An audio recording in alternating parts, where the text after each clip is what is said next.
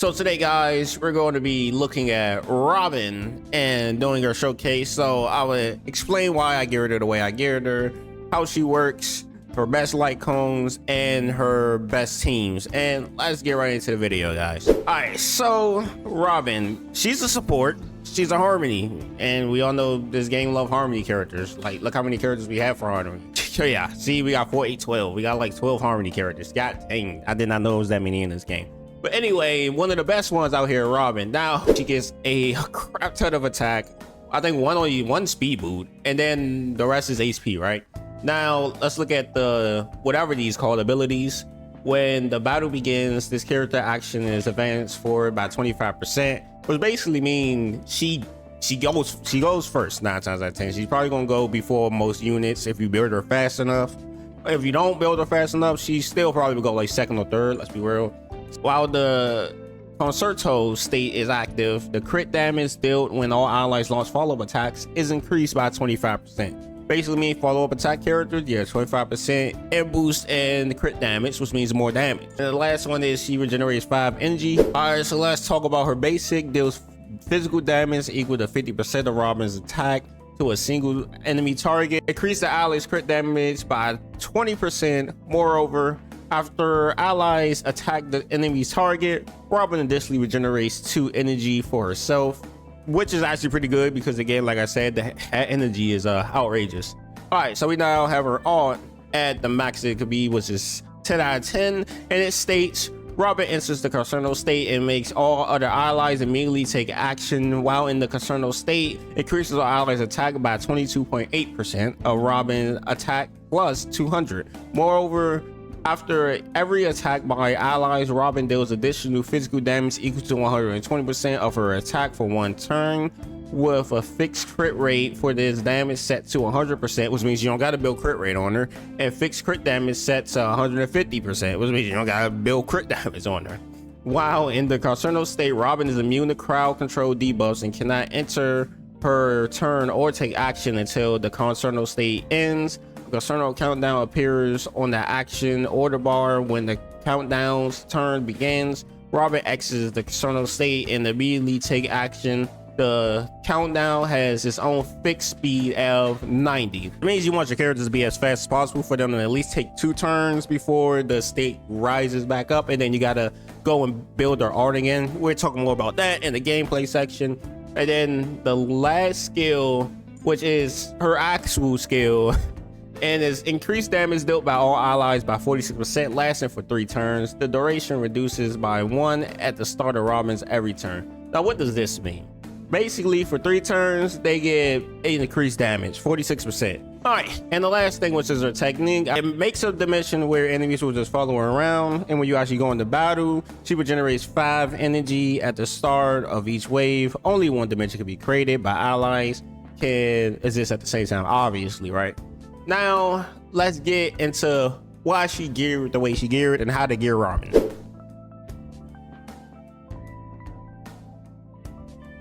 Now, people may say go for this set, go for that set. Let's be real, just go for these 2 sets. That's all you gotta do. Is a 2-piece right now because she don't have her own gear. You don't have gear that she actually would need. So, because you want as much attack as possible. Like, as you see, I have 3.6k attack. Now, I wish I had 4,000, but I don't. I don't think anybody can get up there. If they can, they have some godly rolls on them substats. But anyway, this is the gear that she uses. And as you can see, try to at least aim for attack percent and speed. And you can go with HP and defense on the substats just in case, like, you know, like just keep her survivability high. But mainly, you want to make sure you have at least an attack percent or at least a speed set on her substats. That's why I went with this one, because it has both. It sadly went into all defense mainly, and I still mad about that, but I'm trying to look. I gotta just be hopeful that I get another piece. That's about it with this game. But other than that, you know, you see this one has a lot of attack and break effect, but I didn't really care for the break effect. I just wanted to attack, and when it's attack once, I got it. And then obviously we run an attack percent. We just run an attack percent everything, okay? Everything is literally attack percent except for the rope, and we get to how the rope is that. You know what? Let's get to it now, right? The rope is literally energy regeneration. You just want ERR, okay? You know why you want ERR? Because he has a big ult. Now, the stats that you want to kind of aim for is for her attack to be at least around 3,000. If you can get the 4,000, kudos to you. But you want at least 3,000. You want her speed to be at least 120, which is why I got the 121. And then the last thing is obviously the regen to be 1944, because that's the max you can get on the rope anyways, 1944.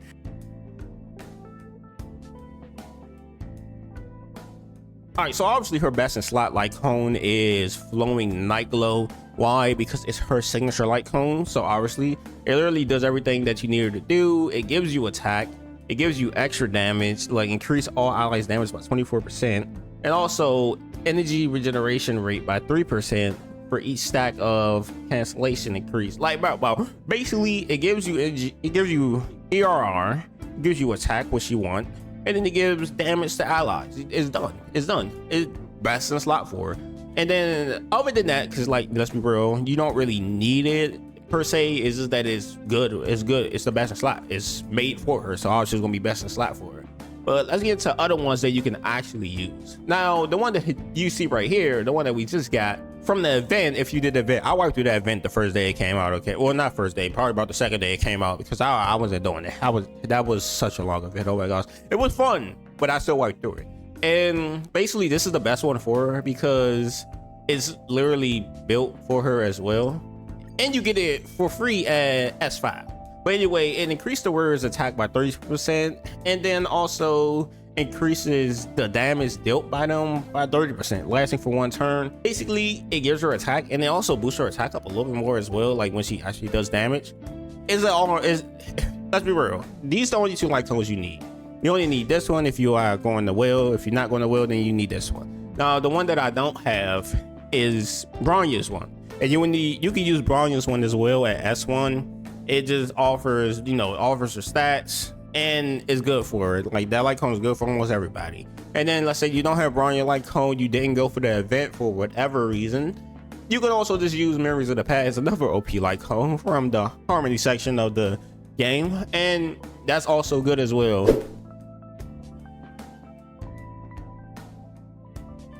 Best overall team is literally going to be this team right here, the IPC unit. And why is this her best team? It's because they all follow-up attack characters, and she is, to be honest, a support for follow-up attack characters. It's just how it go. You put the cookie where the cookie slot says. It's not that hard, okay, guys?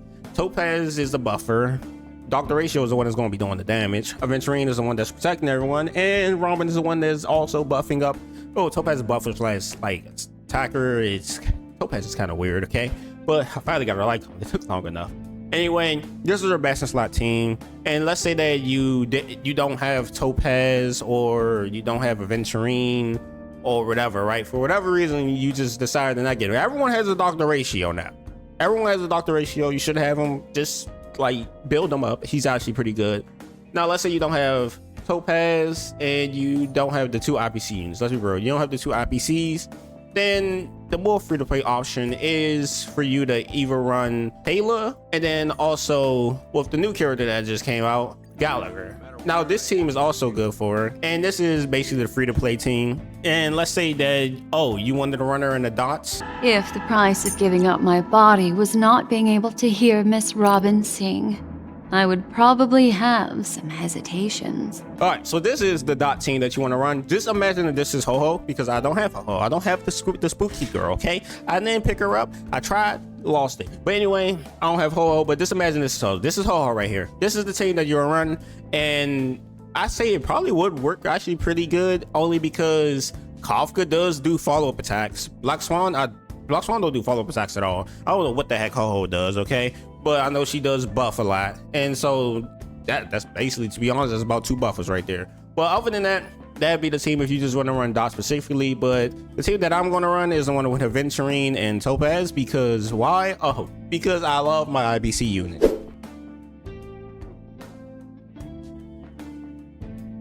Alright, so we're here in the new boss stage. Spoilers, just in case y'all didn't get here yet. I mean, I ain't gonna know who the heck it is in the first place, and I don't tell you. But anyway, new boss stage. I say she actually pretty good for it. So the way that she works is, I'm gonna just go through one rotation that I would normally do.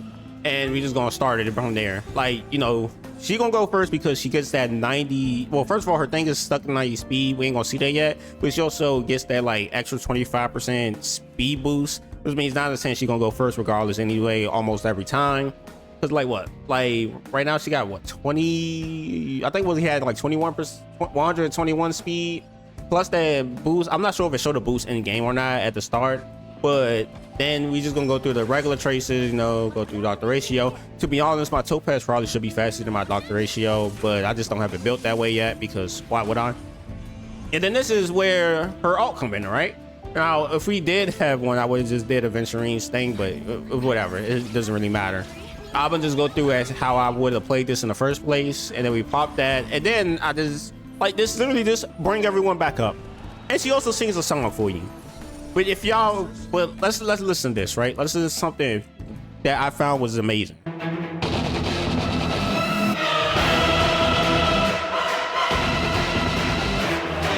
And as y'all can see, when you're in a boss battle, it doesn't continue playing. I realized that when I played this boss, and I was like, oh, so it doesn't actually work the boss music. If it's a boss person that has music, it doesn't play the song. She just say, welcome to my world, and then that's it, cut off, done. Instead of her actually singing the song and overpowering the boss music, because, you know, people like to hear the boss music, right? But anyway, as you can see, it boosted them all up, and as you can see, it's all the way down there. Now, she's gonna be sitting there on the sideline singing, and yes, she actually sings in all animations that will show a team. You can see her just sitting there, just singing away while she's in her ult.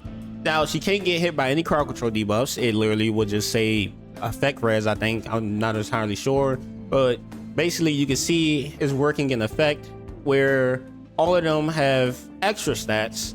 And like I was saying before with that damage, there you go right there. Now, it's a little bit higher because the LIGHTCONE I have as well is adding to that also, because it's her LIGHTCONE. It gives a lot more damage, but other than that, it works the way it's supposed to work. And then also, where is it at right there? There go Concerto, whatever the heck you pronounce it, and it's giving Topaz, and I'm pretty sure it gives everyone the same amount. Yeah, 1097 speed for a Robin that is about like 3.6k. Now, if you can get that higher, that make that go higher, obviously. What I usually would do, if I'm gonna be honest, I would just pop this again, and then boom, 31k. Topaz doing 80k. Venturine does his 30k. That my Venturine does not hit like that without Robin. I'm gonna be honest with y'all guys, okay? That Venturine does not hit like that at all without Robin. And then also plus, like, her skill is also in effect as well, which is also giving extra stuff as well. Like, basically, at the end of the day, I say Robin, obviously she is phenomenal for the follow-up team because she's literally a follow-up unit. She literally helps out follow-up units. Part of her ult is literally helping out follow-up units, so you're missing part of the ult when you don't use a follow-up unit in the first place. And as you see how many times I said follow-up unit, she's a follow-up buffer. And as you can see, like, after they go, they first turn that they get for free, they're gonna go again because they fast enough, and then it ends at the end there. And that's just how Robin works. And other than all that, let's go to the Eidolons and see which one you would go for. All right, so max out at E6, done. All right, no, this is the best for you guys. Okay, so the best one to go for, to be honest, is E1. Like, E2 is okay. It increased all ally speed by 60%. Like, oh yeah, that's basically like a speed close to like one half of the speed set, but it doesn't really matter that much unless you're trying to like zero cycle. If you're trying to zero cycle things, then go for E2. If you're trying to zero cycle things in the first place, and you're spending money on the game, you probably should have E6 anyway. But let's say that you're a like spender that want to eat, that just want to zero cycle. You'll just go for E2 because they make it a little bit faster. Now, let's say E1 is the hard stopping point. If you're a dolphin, E2 is the hard stopping point, I say. And let's say that you want to just get to the max possible, obviously E6 would be the best. It literally, like, while in the state, activate the crit damage for all of this new physical type caused by the ultimate increases by 450%. Which means she does a lot of damage. She does a lot of damage. Like, basically, if you go E6, you already cracked the game. There's no point in playing E6. Let's be real, guys. I got Sparkle at E6 for one reason only, because I said I was going to do it, and I did it. Now, other than all of that, like, this one right here basically is just like a buff, like a debuff removal, because when she goes into her ultimate, she just takes off all crowd control. And then she increases the effect risk by 50%. That's about it. That's the last thing that I have to say is that, like, if you can pull for her, get her. I would say that. I feel like she's gonna be better in the future, and I feel like we also probably gonna be getting a lot more follow-up attack units, seeing that they just weren't got a buffer for them in the first place. But let's say we don't, whatever. Now, at the end of the day, I definitely would say at least try your luck on the banner. See if you can get her a sniper, or as many as you want, as you can afford to get. And if you don't get her, oh well. If you don't get her, it's whatever. As long as you got Sparkle, you'll be all right, okay? But I mean, to be honest, you'll be all right as long as you got Sparkle. But let's say you don't have Sparkle, right? Let's say you don't have Sparky Spark. As long as you got Bronya, which you probably have by now, you'll still be fine. It's not like she's a garbage unit.